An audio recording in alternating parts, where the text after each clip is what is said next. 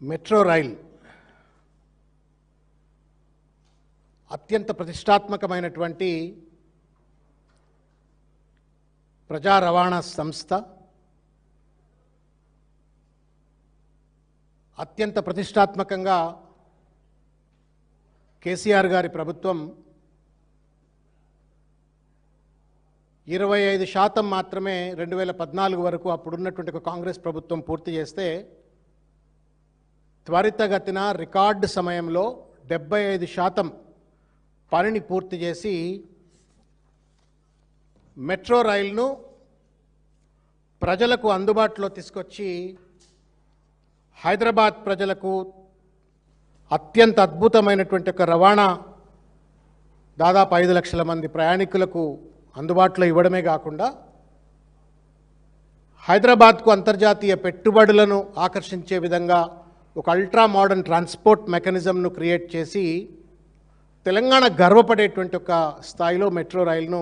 కేసీఆర్ గారు నిలబెట్టినారు. అప్పటిదాకా ఉన్నటువంటి అనేక చిన్న చిన్న ఇబ్బందులు, కష్టాలు, నష్టాలు, ల్యాండ్ ఎక్విజిషన్ సంబంధించిన మ్యాటర్సు అన్నిటిని కూడా సానుకూలంగా సయోధ్యతోటి వారు పరిష్కరించి దాన్ని నిలబెడితే, రేవంత్ రెడ్డి గారు ఖాయా పియా కుచ్ నహీ పోడా చేయాణ అన్నట్లుగా సారు ముఖ్యమంత్రి కాగానే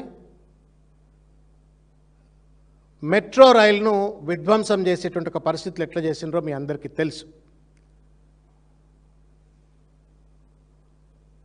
మహాలక్ష్మి పథకం వల్లనో లేకపోతే కొత్తగా ప్రభుత్వం మారిన తర్వాత మెట్రో రైల్లో ప్రయాణికుల సంఖ్య తగ్గింది అని చెప్పని,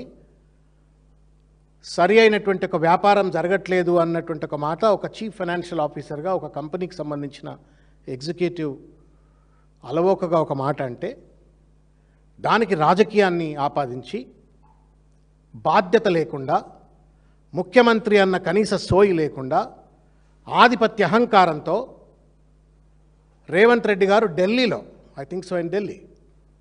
రాహుల్ కన్వల్ అని చెప్పని ఇండియా టుడేలో ఒక ఫేమస్ జర్నలిస్ట్, ఆయన సమక్షంలో కూర్చొని I ordered my police to arrest CFO international company LNT, అత్యంత ప్రతిష్ట కలిగినటువంటి ఒక ప్రామాణికత కలిగినటువంటి నిర్మాణాలకు, భారతదేశ ప్రగతికి వెన్నుపూసలా నిలబడ్డ ఎల్ఎన్టీ సిఎఫ్ఓను నేను అరెస్ట్ చేయమన్నా అని చెప్పని ఒక చిల్లర మాట ముఖ్యమంత్రి మాట్లాడినారు. అరెస్ట్ చేసేందుకు అన్ని రకాల ప్రణాళికలు కూడా చేపట్టినరు అని చెప్పని విన్నాం. ఎల్ఎన్టీని లొంగ తీసుకోవాలా, ఒత్తిడి పెట్టాలనే ఒక ప్రయత్నం చేసిండ్రు.